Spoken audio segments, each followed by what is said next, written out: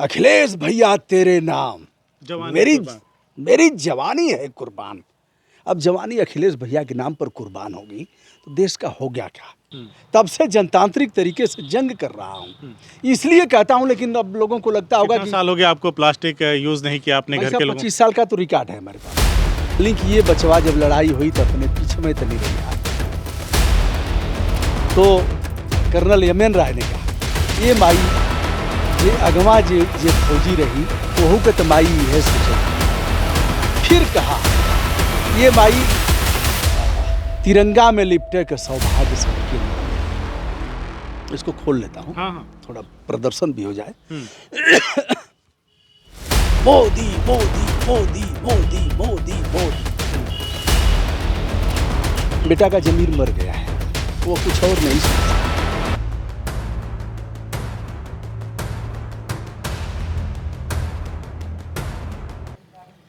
मैं तेरे बेवफा होने से परेशान नहीं, मैं तेरे बेवफा होने से परेशान नहीं, क्योंकि दिल लगाने के लिए सारा जहां बाकी है। ये मशहूर शेर है आजमगढ़ की शान शकील आज़मी साहब का। इस शेर के बोलने के पीछे एक मकसद है, एक बात है जो मैं आपसे बताना चाहता हूं। आज मैं एक ऐसे शख्स से आपकी मुलाकात कराने वाला हूं जिसके बारे में जितना कहा जाए, जितना लिखा जाए, जितना सुना जाए, सब कम है। वो शख्स ऐसा है कि जब उसे कहीं भी बुराई दिखती है, जनता के हक में आवाज़ उठाने के लिए जिस भी मुद्रा में होते हैं, जिस भी पोजीशन में होते हैं, तुरंत अपना एक्टिविज़म शुरू कर देते हैं। ना सड़क देखते हैं, ना गड्ढा देखते हैं, ना बस देखते हैं, ना रेल देखते हैं। जहां देखते हैं गलत, सीधा रेल देते हैं। देर न करते हुए मैं आपको उस मशहूर शख्सियत से मुलाकात कराना चाहूँगा जिनका नाम है बृजभूषण दुबे, जिनका एक अपना यूट्यूब चैनल है जिसके बारे में बात करना सूरज को लौ दिखाने के बराबर है। शुभकामना शुभकामना। भाई साहब बहुत बढ़ा चढ़ा के बताए हैं, ऐसा है नहीं। सामान्य सा व्यक्ति हूँ और नागरिक कर्तव्यों का पालन, जो कुछ भी किया जा रहा है देश पर कोई एहसान नहीं है। जिनके लिए किया जा रहा है ऐसा नहीं है कि उनके ऊपर हम कोई ऐसा थोप रहे हैं, विशेष कृपा दृष्टि हमारी है, ऐसा नहीं है। यह फंडामेंटल ड्यूटी है, हर आदमी के कर्तव्य हैं, अंश मात्र उसका प्रयोग हो रहा है, यही है। आपसे मुलाकात के होने के पीछे का भी एक बड़ा रोचक प्रसंग है। तब आप यूट्यूब की दुनिया में नहीं थे और मैं CIB इंडिया न्यूज़ पे इनकी खबरें अक्सर बनाते रहता था। गाज़ीपुर में आप जो तमाम सड़कों में गड्ढे होते थे उसमें कभी आप शौचालय की शीट बैठवा करके प्रदर्शन करते थे, कभी गड्ढों में नहा करके प्रदर्शन करते थे, कभी जरई रुपाई करके करते थे आप। तब से हमारा आपका भैंस भी खूब धोले हैं उसमें। हाँ। जाल डाले हैं और तमाम, जैसे भैंस के पट्टा के लिए एप्लीकेशन दिया कि SDM साहब भैंसों को पट्टा के लिए जगह, ये नहाने के लिए जगह नहीं है, तो मैंने तहसील दिवस में प्रयोग किया। फिर मुझे हुआ कि यह पट्टा तो केवल मुझे देखेगा, इसको नहीं पता होगा, जैसा बताऊंगा वैसा ही लिखेगा। भाई साहब हुआ भी। महिषी देवी आवेदिका थी, महिषी माने भैंस, और महिषी प्रार्थनी आवेदिका महिषी देवी पत्नी महिषासुर, मतलब भैंसा की पत्नी भैंस आवेदिका थी। और आवेदिका ने लिखा साहब सादात से लेकर के जखनिया और जखनिया से लेकर के हंसराजपुर यहाँ तक की सड़कें गाजीपुर में जलमग्न हो गई हैं और चलने लायक नहीं है। हम भैंसों को नहाने के लिए जो तालाब वगैरह थे सब उसको ख़त्म कर दिया गया, पाट दिया गया। तो हम भैंसें कहाँ नहाएं? श्रीमान अनुरोध है कि उन गड्ढों को, जो सड़क के गड्ढे हैं, पट्टा किया जाए। तो हमने कहा भाई साहब यह सड़कें गड्ढा हो गई हैं SDM साहब, और ऐसे और बहुत यह है, और तो हमारे तरफ ऐसे तो हम जान गए कि दिमाग काम नहीं कर रहा है। तो क्या करें? हमने कहा भाई साहब लिख दीजिए। किसको लिख दें? हमने कहा लोक निर्माण विभाग को लिख दीजिए।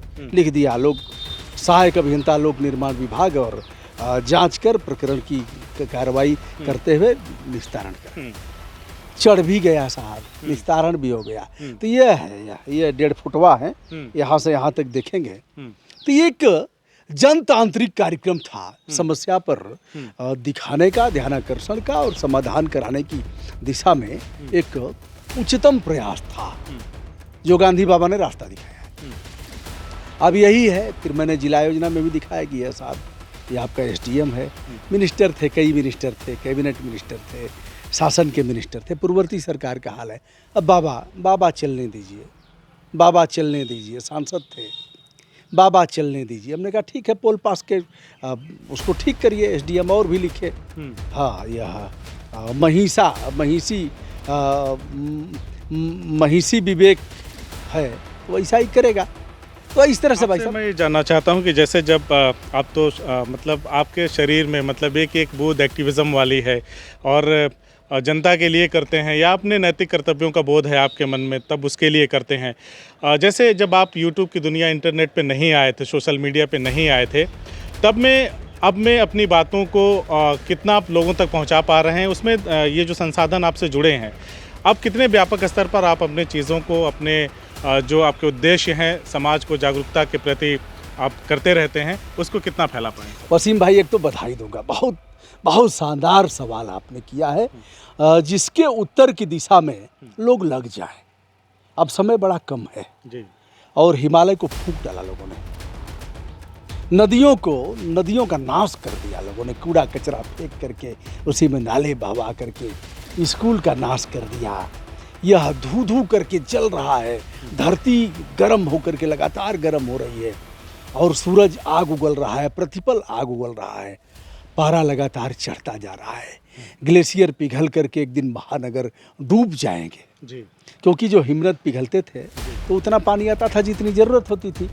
अब ऐसे में अगर नहीं चेते लोग, आपने बड़ा मौजूद सवाल किया है, इसका लोग प्रयोग शुरू कर दें, जो जहाँ है वहीं से उसका, लेकिन अपने आचरण में शुद्धता रखते हुए हम दूसरे को में सुधार करते हम ऐसे करेंगे तो शेष उंगलियां तो हमारे तरफ आएंगी। बिल्कुल। अच्छा, लोग जानते हैं, बहुलता में लोग जानते हैं कि कहाँ से पैदा हो गया, ये तो दिखा ही नहीं।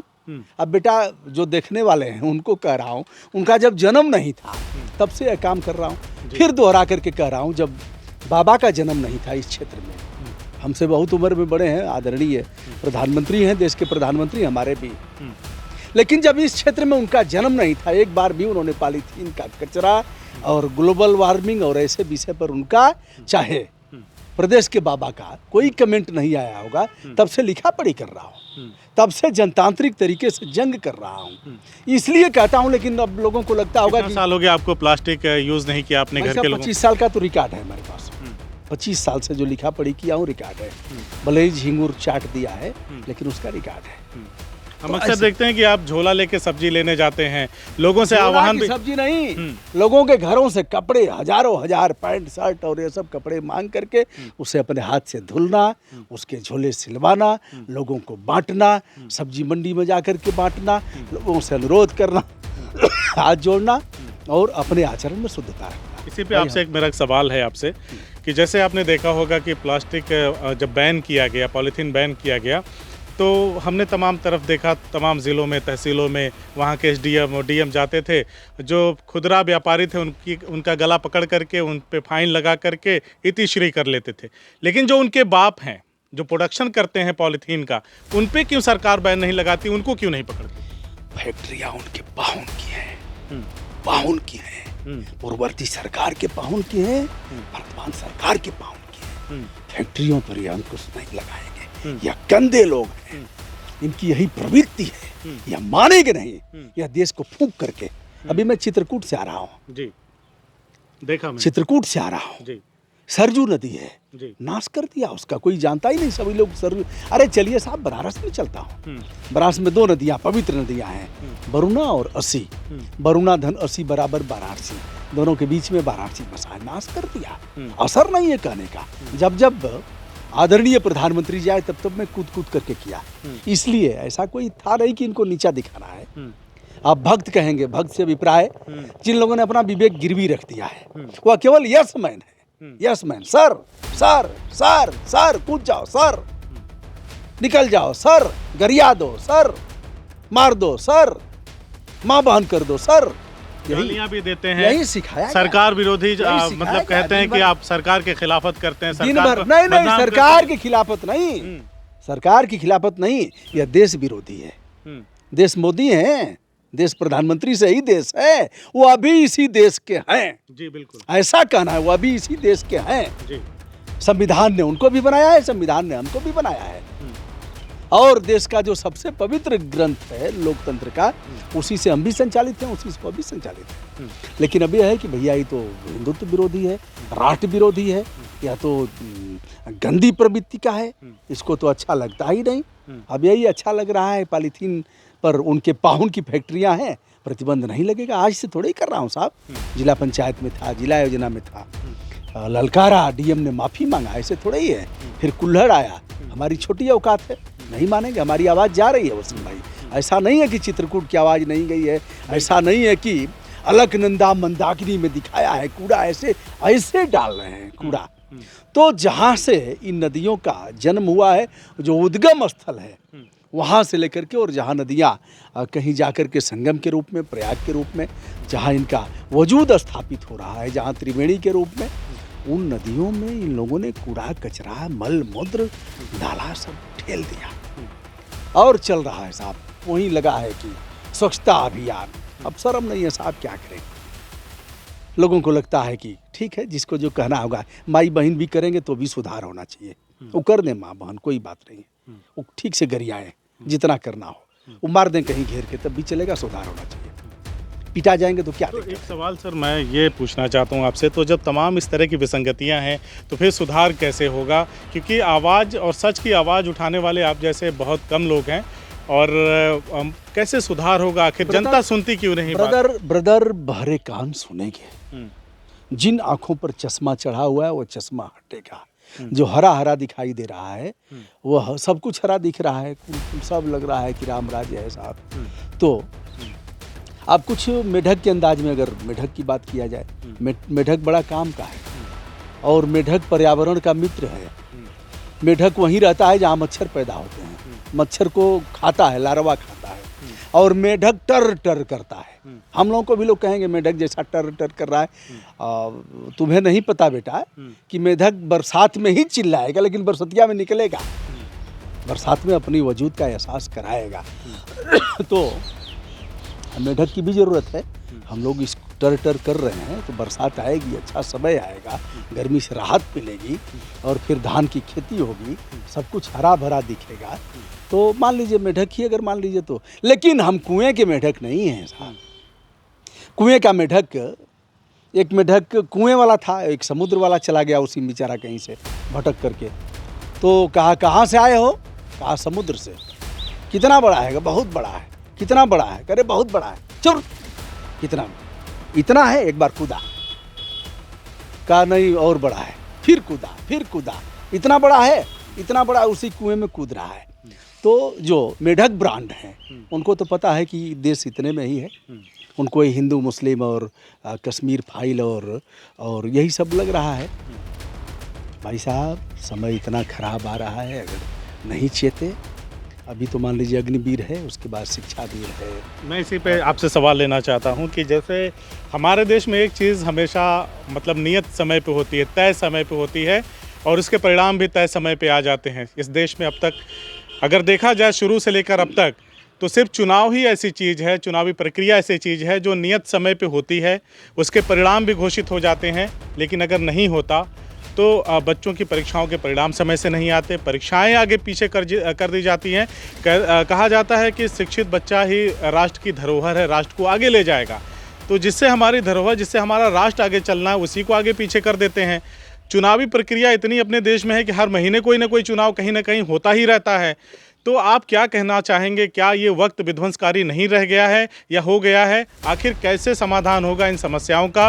अग्निवीर जैसी योजनाएं आ जाती है, अग्निपथ आ जाती है, 4-4 साल में रिटायरमेंट की बात की जाती है।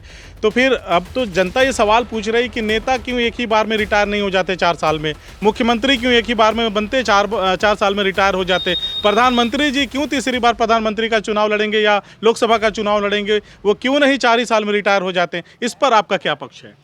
देखिए, इस पर तो सारा दोष जनता का ही है। हमने अपना चेहरा इस प्रकार बिगाड़ लिया है, इस प्रकार बिगाड़ा है। इसको खोल लेता हूँ, थोड़ा प्रदर्शन भी हो जाए। मोदी मोदी मोदी मोदी मोदी मोदी। बेटा का जमीर मर गया है, वो कुछ और नहीं सोच सकते। चलिए, उसके बाद अखिलेश भैया तेरे नाम, मेरी मेरी जवानी है कुर्बान। अब जवानी अखिलेश भैया के नाम पर कुर्बान होगी तो देश का हो गया क्या? ऐसे ही बहन जी के नाम पर भी कुर्बान होगी। एक रावण आया है, कोई नया रावण पैदा हो गया, हाँ, रावण के नाम पर कुर्बान होगी। ऐसे ही तमाम लोग आएंगे, उनके नाम पर कुर्बान होगी। जब देश के नाम पर कुर्बान नहीं होगी, व्यक्ति के नाम पर कुर्बान होगी और अपना एक तरह से देखा जाए कि वो अपना ज़मीर पूरी तौर पर उनके गिरेबान में डाल देंगे, ज़मीर को गिरवी रख देंगे, तो यही सब होगा। हम जाति से जिस दिन उभर जाएंगे, जिस दिन हम स्वच्छ विवेचन करना शुरू कर देंगे, इनकी औकात समझ में आ जाएगी, चाहे जिसकी भी हो। ऐसे थोड़ा ही होगा। अग्निपथ और अग्निवीर को लेकर के आपका क्या मानना है? देखिए, यह बहुत अच्छा नहीं हो रहा है जो हो रहा है, ठीक है। अरे उसका भी मौज है जो बच्चा जाता तो है। आप तो वीरों की धरती से आते हैं। देखिए, नहीं, वीरों की धरती तो पूरा है, पूरा देश है। वैसे जितनी सेना हमारे भारत की मतलब गाजीपुर में इस पूर्वांचल के हिस्से से आती है। अच्छा है, कहीं पूर्वांचल ही। और यह फौजियों का देश है। नहीं, उत्तराखंड को भी कम मान। देखिए वसीम भाई, होता क्या है, हम जानते थे हमारे गांव की ही रामलीला सबसे अच्छी है। अच्छा। आप जानेंगे हमारे गांव जैसा पहलवान कोई है ही नहीं है। फिर कोई पढ़ने में तेज लड़का, अरे इसकी टक्कर का कोई है ही नहीं है। मेंढक वाली बात वही है भाई साहब। अब बाहर निकलेंगे तो आपको लगेगा कि अरे उत्तराखंड तो हमसे बहुत आगे है, छोटा सा है, 12-13 जिलों का, लेकिन हमसे बहुत आगे है। फिर आप चलेंगे राजस्थान में, अकेले जैसलमेर और बीकानेर आपको लगेगा कि यार ये तो एक ही 2 जनपद हमसे भारी हैं। तो पूरे देश ने बहादुरी किया है। अब चले जाएंगे बंगाल में देखिए, लगेगा कि ऐसे हैं, लेकिन बंगाल ने कितने क्रांतिकारियों को पैदा किया है। तो सबकी अपनी अपनी एक प्रासंगिकता है, सबका अपना अपना महत्व है।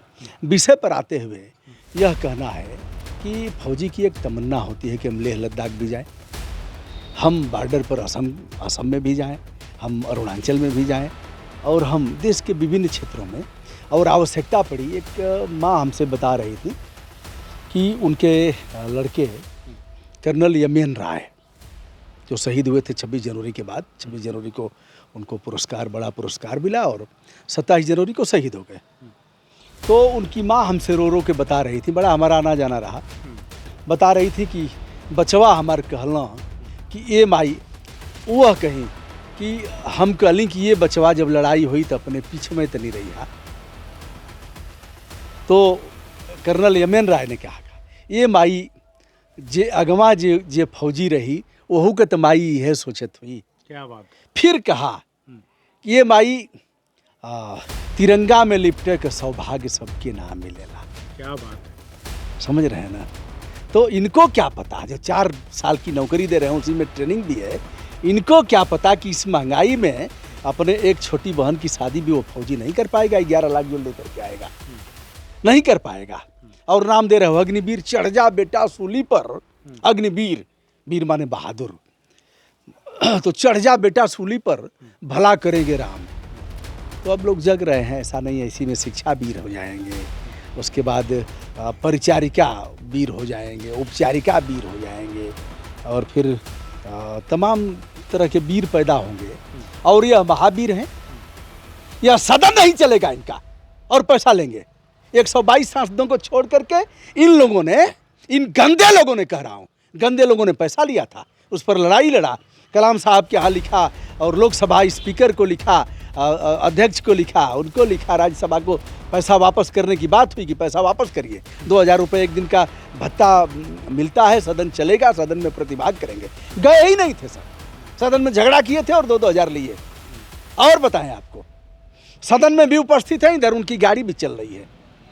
11 रुपया 14 रुपया प्रति किलोमीटर या भी ले रहे हैं। इनसे गंदा कौन होगा, इनसे गंदा कौन होगा। सदन में झगड़ा करने का पैसा लेते हैं। अपनी शक्ल एक बार देख लें, चाहे जो भी हो, सब वही करते हैं। चक्का जाम करेंगे या कौन दल है बताइए ना, एक दल का नाम बता दीजिए जिसने चक्का जाम सड़क पर ना उतरा हो। एक दल का नाम हम बता दीजिए। राजनाथ सिंह से एक बार हमने कहा कि ये सब क्या करवा रहे हैं प्रदेश अध्यक्ष जी। एक बार चक्का जाम था, वो प्रदेश अध्यक्ष थे, हम भी थे, उन्हीं के सहयोगी थे।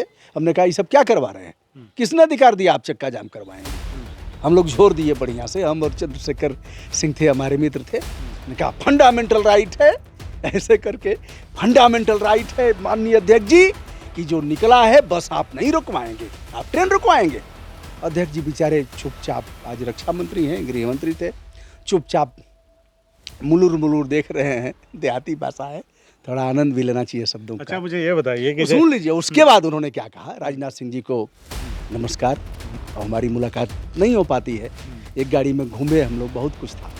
उन्होंने कहा ब्रजभूषण जी, आज के बाद यह काम नहीं, यह था स्वीकारोक्ति थी, गलती को स्वीकार करने की प्रवृत्ति राजनाथ सिंह को मैं इस मामले में महान मानता हूँ। आज अगर उनके कलेजे पर हाथ रख करके कोई पूछे कि ये बाबू राजनाथ सिंह कुल का होता, कहिए कि कुल बाबा करा रहा है। और बाबा के पीछे है कौन? बाबा सो सब होते हैं, बंदे ते कछु ना है। तो बाबा के पीछे है कौन, क्या लगता है? बाबा के पीछे जमीर गिरवी रख दिया गया है, इसीलिए ऐसा हो रहा है। बाबा ऐसे निरंकुश नहीं हो सकता। हम अब कनकट्टा हो गए हैं। कनकट्टा जानते हैं क्या होता है? अरे कनकट्टा माने भैंस पड़वे का काट दीजिए, यहाँ से बछरू का काट दीजिए, माने बछड़े का काट दीजिए, और यहाँ से बकरे का काट दीजिए, और काट दीजिए भेड़े का, तो उसको कोई पूछेगा नहीं। कनकट्टा हो गए। क्या हो गए? तो कार्यकर्ता कनकट्टा हो गया। क्या हो गया? कार्यकर्ता कनकट्टा हो गया। अब वो बेचारा बस सर करेगा, सर। यही स्थिति है। यह देश की सेहत के लिए काफ़ी बहुत चीज़ें अनुचित इसमें कह दी गई होंगी, लेकिन भाव हमारा खराब नहीं था। हमारे मंतव्य पर ध्यान दिया जाए, शब्दों तो का। आप इस तरह से जब रेलते हैं, बोलते हैं, तो घर से नहीं कहा जाता कि थोड़ा पीछे में रहिए बाबू? नहीं, कभी नहीं किया गया। हमारे बहुत अच्छे माताजी पिताजी, माताजी अब नहीं रही, पिताजी हमारे बहुत अच्छे। रोकते नहीं कि कहें एकदम? एक बार एक लड़ाई हमारी डीएम से हो गई थी, और उस समय कल्याण सिंह जी चीफ मिनिस्टर थे। डीएम भी नई उम्र का था, थोड़ा हमसे 1-2 साल उम्र अधिक थी। लड़ाई हो गई। हमने कहा इनका चरित्र गली गली में बिक रहा है। कल्याण सिंह से आए थे, तो इस समय जैसा नहीं था, छूट थी कहने की, और हम पदाधिकारी थे, यूथ विंग में थे हम, तो कौन रोकेगा? ब्रजभूषण दुबे को कौन रोकेगा? सब हट गए, जिलाध्यक्ष और फलाना देखा रहा। हमने कहा माननीय कल्याण सिंह जी, हमारे डीएम का चरित्र गली गली में बिक रहा है, ऐसे करके, और यह प्रदेश, यह जिले की सेहत के लिए अच्छा नहीं था। अच्छा सुनते थे लोग, ऐसा नहीं था कि पुखरिया करके, आज तो पुखरिया करके एक तरफ कर दिए जाएंगे। अब कोई सुनवाई नहीं है किसी दल में, कह रहा हूँ। आपने सही बात किया, आप बागी हो गए। अरे वो है ना, मधुआ मजदूर हैं, सब दूसरे आएंगे, पढ़ा इसको। अब नया शब्द हो गया है प्रॉब्लम क्रिएटर। क्या है? Problem creator. तो अब थानाध्यक्ष आप पर मुकदमा लाद देगा, यह समय पहले नहीं था। बहुत संघर्ष हुआ, किसी सरकार में फर्जी मुकदमे इस तरह के पॉलिटिकल एलिमेंट पर बहुत कम होते थे। सोशल और पॉलिटिकल एलिमेंट पर इस तरह के मुकदमे नाम मात्र के कदाचित हो जाते थे। अब तो ठोक देंगे, ठोक दो, माहौल बदल गया, ठोकिया दो, ठोक करके। अच्छा, नए लोग मुझसे मिलते हैं तो कहते हैं कि आप अक्सर, आपकी मुलाकात आपसे होती है, ब्रजभूषण दुबे सर से होती है, थोड़ा पूछ लीजिएगा कि इतना स्टेमिना, इतनी एनर्जी कहाँ से लाते हैं, और जो उनसे कम उम्र के लोग हैं, जो युवा हैं, वो एक जगह से दूसरे जगह तक पहुंचने में उनको सोचना पड़ता है, तब तक सर हवा की मानिंद, कभी यहाँ कभी वहाँ, और दिल लगाने के लिए सारा जहाँ बाकी है वाली बात जो इसके पीछे क्या है, क्या बताएं? उनसे यही कहना है, दिल तो है दिल, दिल का एतबार क्या कीजिए, आ गया जो किसी पे प्यार क्या कीजिए। तो यह प्यार आ जाता है, वनस्पतियों से प्यार है, गाय से प्यार है, नदियों से प्यार है, और लोगों से प्यार है, जो दीनहीन दबे कुचले लोग हैं उनसे प्यार है। तो जहाँ तक बन पड़ता है, प्रकृति कराती है, ऊपर वाला कराता है। वसीम भाई, आपने एक हेडिंग दिया था। वसीम भाई, इसमें कुछ नहीं है जी। अगर देखा जाए जातीय आधार तो जी ठीक है, पूजा पाठ घर में होता ही होगा, इसमें दो राय है नहीं। शंख वंख मैं भी बजा लेता हूँ, तो उसका एक कारण यह है कि जो वैज्ञानिक कारण है उसके आधार पर बजा लेता हूँ। धार्मिक तो है ही है, होगा ही। तो इस तरह से अदृश्य शक्तियाँ करवाती हैं, यही है, और सबको करना चाहिए। जब तक धमनियों में रक्त है, देश के लिए कुछ न कुछ करने क्या हो सकता है, सच के लिए, देश के लिए कुछ न कुछ करते रहना चाहिए। कुछ न कुछ। एक मेरा आखिरी सवाल है आपसे, क्योंकि बहुत सारे लोग इंटरव्यू में पूछते हैं कि आपने कमाया कितना, बनाया कितना, तमाम चीज़ें। कोई ये नहीं पूछता कि थोड़ा जूता निकाल के दिखाइए, पैरों में छाले कितने पड़े। खैर, वो अलग का विषय है। मैं आपसे ये जानना चाहता हूँ कि कौन रोकेगा ब्रजभूषण दुबे को? रोकेगा तो कोई नहीं। आपने एक हेडिंग दिया है कि कौन रोकेगा? रोकेगा तो कोई नहीं। जब तक सत्य पथ पर रहेंगे, किसी में दम नहीं है जो रोकेगा भाई साहब, किसी में दम नहीं है जो रोकेगा। बस एक ऊपर वाले को छो, और ऊपर वाला क्यों रोकेगा, वो तो काम कराता है ना। किसी के सिर पर बाबा जय गुरुदेव चढ़ जाएंगे, किसी के सिर पर माथे पर चढ़ जाएंगे श्री राम शर्मा आचार्य, किसी के सिर पर चढ़ जाएंगे ईसा मसीह, किसी के सिर पर मोहम्मद साहब चढ़ जाएंगे, किसी के माथे पर चढ़ करके बाबा हरदेव जी महाराज धन निरंकार कराना शुरू कर देंगे। तो इस तरह की जो सकारात्मक शक्तियाँ हैं वह घूमती रहती हैं और उस तरह के लोगों से काम कराती हैं। और जो आसुरी प्रवृत्ति की शक्तियाँ वो आपसे हत्या करा देंगी, आपसे गाली गलौज कराएंगी, आपसे मारामारी करा देंगी। तो हो सकता है मैं सौभाग्यशाली लोगों में से हूँ जिसमें परमात्मा, देखिए हमारे हाथ जेल बहुत गए, बहुत लोग सेवक जेल गए। तो कई बार मैंने सोचा कि आखिर वजह क्या है कि मेरे यहाँ ही मामले आते हैं। और कहता हूँ कि भैया किसी थानाधीश को भी हवालात में बंद किया था दौड़ा करके, कई लोग गए हैं, कई लोग गए हैं, कहने की जरूरत नहीं है। और राजपत्रित बहुत गए हैं।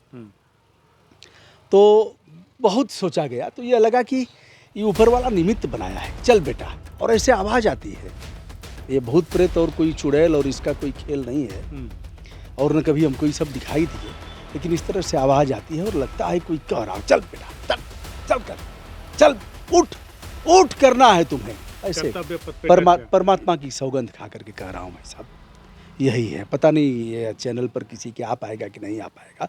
फिर कह रहा हूँ उन अदृश्य शक्तियों को, और परवरदिगार जो परमात्मा है, मैं नहीं जानता कौन है, वह राम के रूप में है, कृष्ण के रूप में है, अल्लाह मियाँ के रूप में है, यीशु के रूप में है, शंकर जी के रूप में है, गणेश जी के रूप में है, दुर्गा जी के रूप में है, गायत्री माँ के रूप में है, लेकिन शक्तियाँ तो हैं और वह कराती है। ऐसे ही है, अनेकानेक बार कभी हम अगली वीडियो में बताएंगे। एक छोटा सा और इसी में सप्लीमेंट्री, क्योंकि बातें जब इतनी रोचक है, आपसे जुड़ी हुई हर बात तो रोचक होती है। खैर मैं ये जानना चाहता हूँ, घुमक्कड़ी का आपका जीवन है, अपने पैरों से यूँ कहें कि हिंदुस्तान के कोने को आप नापते रहते हैं, विदेशों तक भी गए हैं। दो देशों की वीडियो वृत्तांत रूप में मैंने देखा है, उसको बढ़िया तरीके से आपने बनाया। और हम सर्दियों में लिहाफ ओढ़ करके उन वीडियो को देखा करते थे, आनंदित होते रहते थे कि भूटान ऐसा है, आपने दिखा दिया। तो घुमक्कड़ी का आपका जीवन है, तो क्या आपने अपने जीवन में कोई जो आपका यूट्यूब चैनल है या जो आपका ये एक्टिविज़म है, उसको लेकर के कोई आपने लक्ष्य निर्धारित किया है कि मुझे ये करना है या ये नहीं करना है? भाई साहब कोई लक्ष्य तो नहीं है, बस ये है कि जितना अधिक से अधिक हो अपने आचरण में परिवर्तन लाते हुए सुधार की दिशा में हम सतत बढ़ते रहें। तुमको चलना होगा, तुमको चलना होगा। क्या नदियाँ बहे बहे रे धारा, चंदा चले चले रे। सुना दीजिए, आप बहुत गवाते हैं लोगों से, इसको मैं चाहूँगा आप गुनगुना के सुना। अरे भाई साहब गाना आता नहीं। देखिए आप लाइनें बोल रहे हैं, बस उसको। मैं वीर रस का आदमी हूँ। तो उसी वीर रस का, और करुण कभी आया नहीं। समझ रहे ना? नदियाँ चले को थोड़ा वीर रस में ही ले लीजिए। एक लाइन गुनगुना देता हूँ। हाँ जी। तुमको चलना होगा, क्या बात, तुमको चलना होगा, तुमको चलना होगा, तुमको चलना होगा, यही है।